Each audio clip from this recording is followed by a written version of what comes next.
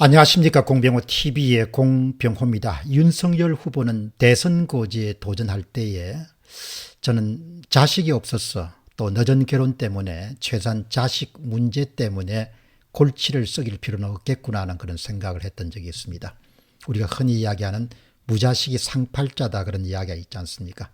다만 두세 가지 점을 상당히 위험하게 봤습니다. 첫 번째는 정치 초년생이기 때문에 상대방의 집요한 그런 파헤치기 때문에 없는 의혹들이 반복 작업을 통해서 마치 사실처럼 유권자들에게 다가갈 수 있다. 지금처럼 처와 처가 문제로 인해서 홍역을 아주 심하게 겪을 것이다, 이런 문제입니다. 반면에 기성 정치인들은 그야말로 정치 연수에 비례해서 아주 까발린 역사를 많이 갖고 있기 때문에 상대적으로 비교의가 있고, 그것이 상당히 유리한 부분이죠. 두 번째는 박근혜 전 대통령 수사와 관련해서 사안에 대해서도 본인은 공직 수행 차원에서 이해해달라 이렇게 이야기하지만 이 문제도 결코 만만치 않은 부담이 될 것이다, 이렇게 봤습니다. 그래서 적당한 시점에 이 문제를 털고 나갈 정도로 입장문 발표 등이 있었다면 좋았을 것이다, 이런 그런 아쉬움을 갖게 됩니다. 여러분들도 정치를 지켜보시니까 다 이해하시겠지만 사실 대한민국의 정치라는 것은 그야말로 홀라당 벗고 나오는 것과 똑같습니다. 자신은 물론이고 처가, 사돈, 팔촌 등 모든 것들이 다 까발리지게 됩니다. 그렇기 때문에 정말 아내 되는 사람, 배우자의 멘탈이 정말 강하지 않으면 정치할 생각을 아예 해서는 안 됩니다. 본인 멘탈도 강해야 되지만 그야말로 집사람의 멘탈도 엄청 강해야 되는 것이죠. 그 수많은 그런 비난과 비판이 그냥 온라인에 그냥 폭풍처럼 흐르게 되면은 견뎌낼 수 없는 사람이 많습니다. 윤 후보와 저는 동갑내기입니다. 글 쓰는 사람 입장에서 제가 만일 윤 후보 입장이었다면 처음에 정치 출사표를 던질 때 처가 이런 압박을 견뎌낼 수 없다면 과감하게 저는 포기했을 겁니다. 얼마 전에 고인이 된 파월 국무장관도 가족들의 반대 때문에 대선에 나가는 것을 포기한 것으로 제가 알고 있습니다. 대중들의 집요한 관심과 비난은 자칫 잘못하면 그냥 사람을 정신적으로 이상하게 만들 정도로 강한 압박이 될 수 있습니다. 그래서 권력이라는 것이 결국은 치료해야 될 비용이 있는데 이제 집사람이 그것을 못 견디면은 그건 힘든 거죠, 정치하기가. 지난 12월 23일 날 윤석열 후보는 선거 기간 동안 부인 김건희 씨의 공개 활동에 대해서 아내의 선거 중 등판 계획은 처음부터 없었다, 이렇게 밝힙니다. 그의 주장은 이렇습니다. 기자가 묻습니다. 부인 김건희 씨는 언제 등판할 계획입니까? 그러자 윤석열 후보가 영부인이라는 말은 쓰지 맙시다.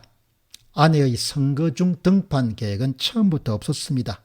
제 처는 정치하는 것을 극도로 싫어합니다.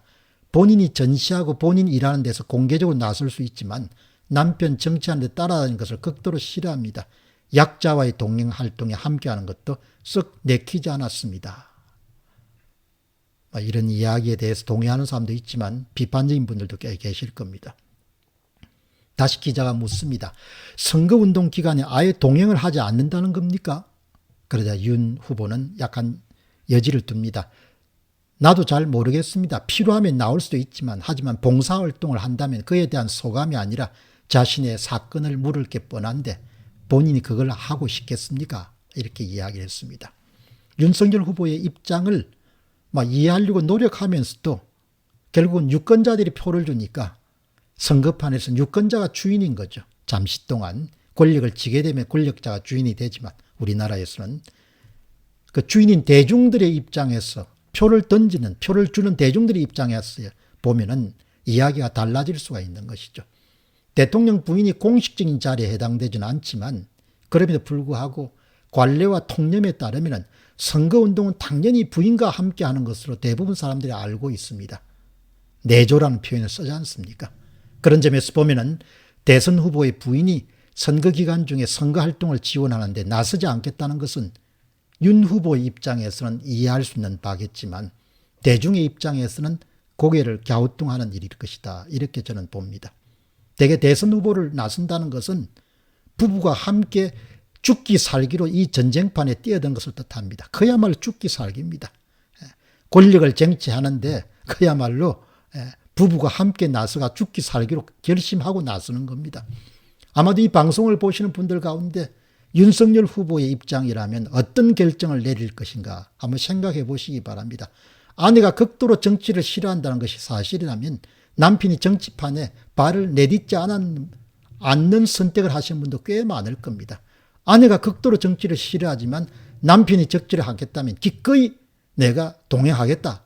대부분 이렇게 명시적, 묵시적으로 합의가 된 다음에 대부분이 대선 후보에 나서게 될 것으로 봅니다. 오늘 이 방송 보시는 분들이 내가 대선 후보에 나서는데 처가 정치를 아주 극도로 싫어한다.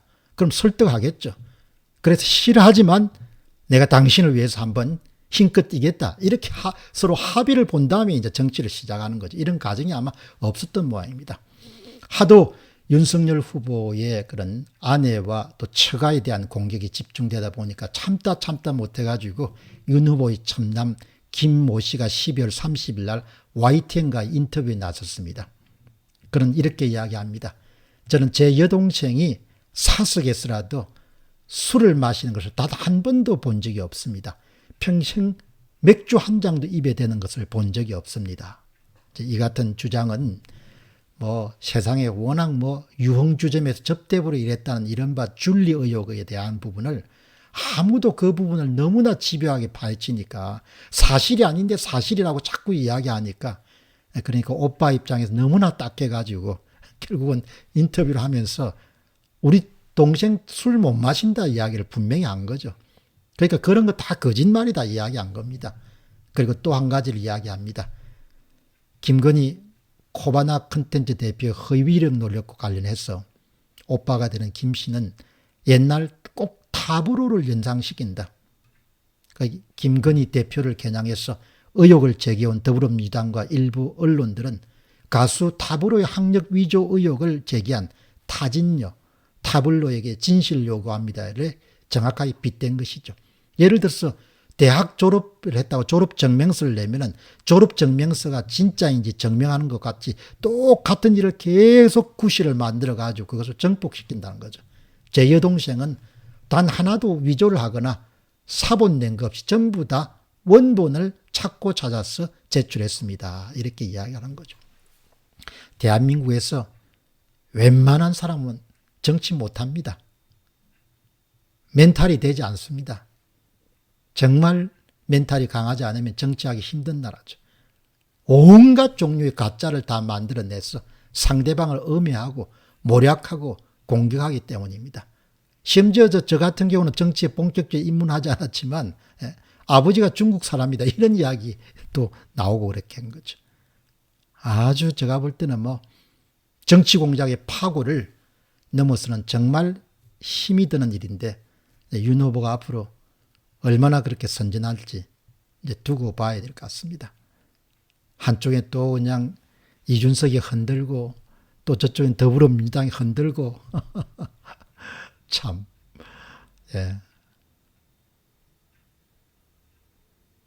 공병호 TV의 공병호였습니다. 감사합니다.